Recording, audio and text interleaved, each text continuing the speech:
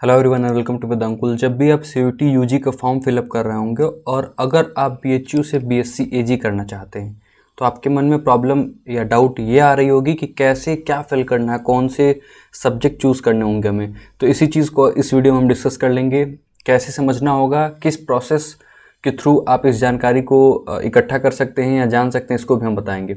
सबसे पहले आप इस वेबसाइट पे आइएगा bhu.ac.in पे। जैसे आप इस वेबसाइट पे आ जाएंगे, एडमिशन का एक सेक्शन दिख रहा होगा आपको सबसे ऊपर में, इसी पे क्लिक करिएगा। जैसे आप इस पे क्लिक करेंगे आप न्यू इंटरफेस पे पहुंच जाएंगे और उस इंटरफेस पे आपको कुछ ऐसा स्क्रीन दिखेगा। इसमें आपको जाना होगा नोटिस सेक्शन में। नोटिस सेक्शन में आपको NTA CUT UG information bulletin में नहीं जाना है, आपको जाना होगा BHU UG CUT 2025 programme course eligibility criteria.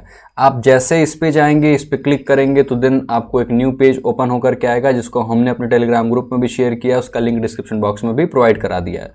अब इसमें आने के बाद क्या करना होगा, आपको थोड़ा सा जूम करना होगा और आना होगा कोर्स पे। तो किस कोर्स की हम बात कर रहे हैं? हम बात कर रहे हैं bachelor of science honours in agriculture, जिसको हम शॉर्ट फॉर्म में BSc AG भी कहते हैं। ये कोर्स का नाम है। क्या चूज़ करना होगा आपको ये समझ लीजिए। एक सब्जेक्ट ये हो जाएगा, पहले ही समझिए, दूसरा सब्जेक्ट ये हो जाएगा और तीसरा सब्जेक्ट आपका ये हो जाएगा। ठीक है, अब समझिए क्या क्या हो सकता है।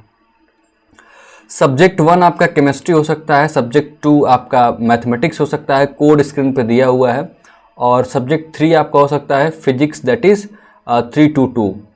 और 3 सब्जेक्ट आपको चूज़ करने ही पड़ेंगे। या तो पहला सेट इसको चूज़ कर लीजिए जो मैंने बताया, या तो दूसरा सेट ये चूज़ कर लीजिए, या फिर तीसरा सेट में से 3 सब्जेक्ट आपको रखने पड़ेंगे। अगर मान लीजिए केमिस्ट्री, मैथमेटिक्स एंड फिजिक्स आपने रख लिया, इट्स ऑल फाइन। फिर अब दूसरा जो सेट है, तीसरा सेट से आपको कोई मतलब नहीं। अगर आपका पहले सेट में नहीं हो पा रहा है, मतलब जो मैं बस समझाने के लिए कह रहा हूँ, अगर आपने ऊपर वाले 3 सब्जेक्ट नहीं लिए हैं तो फिर आपको नीचे आना पड़ेगा। आप बायोलॉजी को चूज़ करेंगे, आप केमिस्ट्री को चूज़ करेंगे, या फिर फिजिक्स को चूज़ करेंगे, तब भी आपका काम हो जाने वाला है। ठीक है, अब आप समझिएगा। या फिर और करके दिया हुआ है, इस चीज़ को बहुत ध्यान से समझिएगा, यहाँ पे और करके दिया हुआ है। ठीक है, मैं इसको थोड़ा सा और जूम करना चाहूँगा जिससे कि आपको चीज़ें क्लियर हो जाए। ठीक है, तो लेट मी सी कि क्या है, थोड़ा बहुत चेंज होगा। हाँ ठीक है। अब एक बात बहुत ध्यान से समझिएगा कि हम आपको समझाने के लिए बस इसको सेट में डिवाइड किए हैं। अगर आपने इसमें से ले लिया, बहुत अच्छी बात, नहीं हो पाया बात, तो दूसरे में आपको आना होगा। दूसरे में क्या करना होगा, biology, biological science, biotechnology, biochemistry 304 आपका इसका कोड है, 306 कोड है केमिस्ट्री का, या फिजिक्स, या ये 3 सब्जेक्ट रखिए। इसमें भी आपको मान लीजिए बात नहीं बन पाती है तो then you will have to move towards third section. ठीक है, यानी थर्ड सेट कह लीजिए तो ज़्यादा आसान होगा समझने के लिए।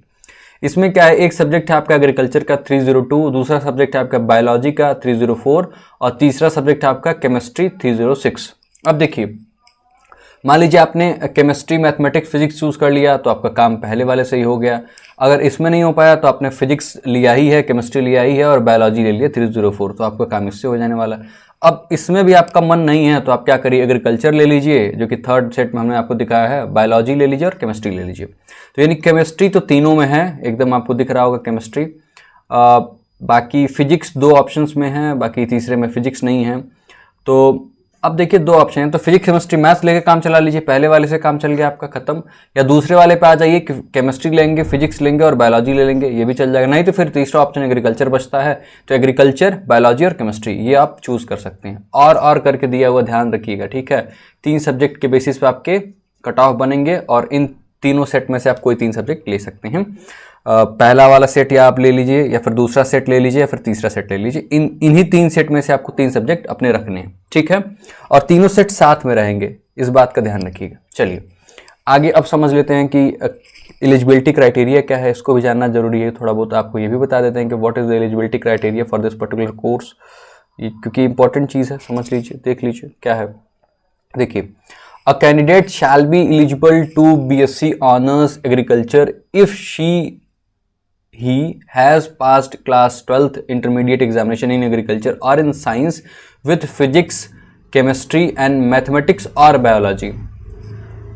आपने फिजिक्स पढ़े हुए होना चाहिए, केमिस्ट्री पढ़े हुए होना चाहिए, और मैथमेटिक्स भी आपको पढ़ा हुआ होना चाहिए, या फिर बायोलॉजी भी इसके जगह पे हो सकता है। तो यानी कि अगर आप साइंस स्ट्रीम्स हैं तो आपको फिजिक्स और केमिस्ट्री कंपलसरी है, और मैथ्स और बायोलॉजी में से कोई एक होना चाहिए।